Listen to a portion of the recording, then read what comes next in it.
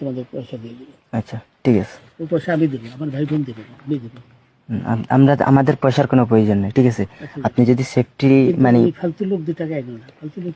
আমি এই দেশে এত কষ্ট করে এসেছি কি বাংলাদেশে ফেরত দেওয়ার জন্য? জি না জি না। ও জানে না। আচ্ছা ঠিক আছে।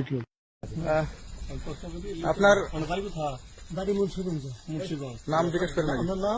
আমার নাম বিচারপতি শামসুদ্দিন চৌধুরী মানিক। বিচারপতি শামসুদ্দিন মানিক, মানিককে হাইকোর্টের যিনি কয়েকদিন আগে একটা উপস্থাপন করতো চ্যানেল আইছি সেই মানিককে, হ্যাঁ হ্যাঁ, সেই মানিককে আমার নাম হলো বিচারপতি মানিক, বাড়ি মুন্সিগঞ্জ। আপনার পিতার নাম? পিতার নাম মরহুম আব্দুল হাকিম চৌধুরী। আব্দুল হাকিম চৌধুরী, গুড। জি। আপনি এই যে পালাইতেছেন কেন বলেন? ভয়ে পালাইতেছি। কার বইয়ে?